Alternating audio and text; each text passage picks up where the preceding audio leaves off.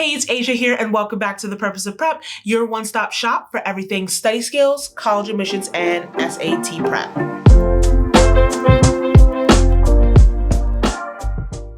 And a big part of the college admissions process is evaluating which schools are going to be best for you. And in order to do that, you need to look at the different characteristics of a university.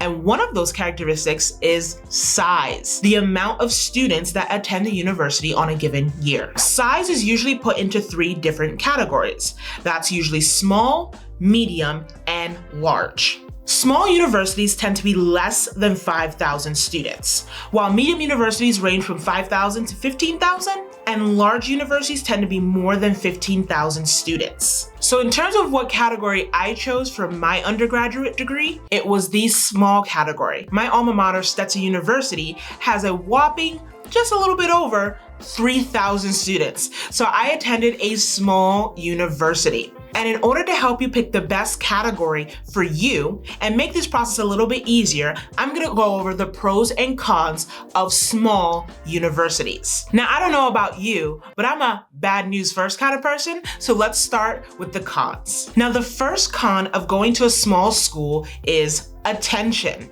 There's less students, so it's a lot harder to hide into the crowd. So if you're a fellow introvert like me, that could be a little bit difficult. Also, since the school is smaller, class sizes also tend to be smaller. So if you're the type of student who likes to hop in and out of class late or skip a class or two, that's gonna be really hard for you to go unnoticed when there's only 10 people in the room. Now, my second con is that small schools tend to be expensive. There's less students, so that means there's going to be less tuition payments. So universities are going to have to make up for that so that they can meet costs and also make sure they're giving the best experience to their students. So they can tend to be on the expensive side. Now, that's not always the case, so make sure to evaluate that for each university. But from my experience, small schools tend to be expensive, especially if you go the private route versus the public route. Now, my last con for small universities is that they tend to have less extracurricular activities, or if they do have them, they tend to be on a more smaller scale.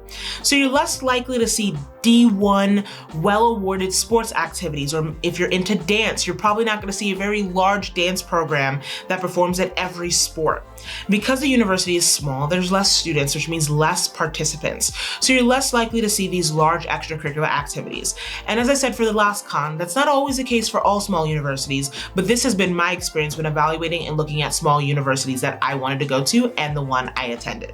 Now, side note, having a small extracurricular activity does not always mean a bad thing, by the way. Having a small group of people who are interested in the same things that you are can be an rewarding experience and be a great way to make friends. Now, enough of the negativity. Let's get to the pros of attending a small university. Hopping in here, if you're liking the video so far, don't forget to hit the subscribe button so The Purpose of Prep can continue making content like this. All right, let's get back to the video. Now, my first pro was my first con, which is attention. So yes, you may not be able to disappear into the crowd when you want to, but the best thing about having a small school is that you get a close relationship with your professors.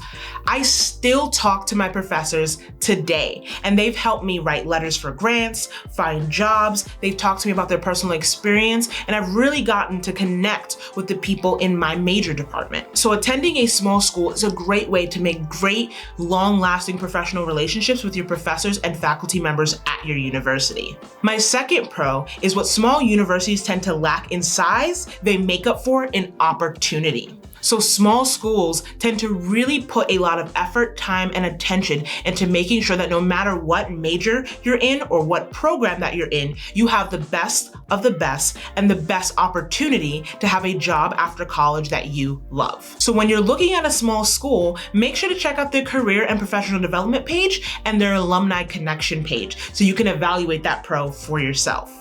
And for my last pro, I actually want to dispel a rumor, which is that small universities don't have reputable degrees. And that is simply not true.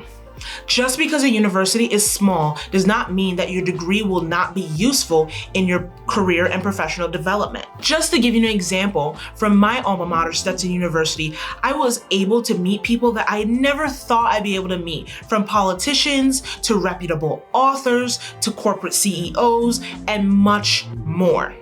And I was also able to get access to internships and jobs after college with Fortune 500 companies and even government agencies like the CIA. So though my university was small, the opportunities were there and I was able to access all of them, and my degree has gotten me very far in life. That's my little tidbit on the pros and cons of small universities, and I hope you evaluate this category for yourself to see if it fits for you as well as it did for me. And if you want help evaluating your college list and are worried about going through all of these different characteristics, make sure to head to thepurposeofprep.com and go to my college admissions tab so that you can see what it's like to work with me, and I can help you evaluate your list and make sure you're making the best steps forward to get to your dream school. If you enjoyed this video, please make sure to hit the like button and subscribe. And if you want to see more videos like this or have any ideas, make sure to put it in the comments below and I'd love to make that video for you. And I'll catch you in the next one.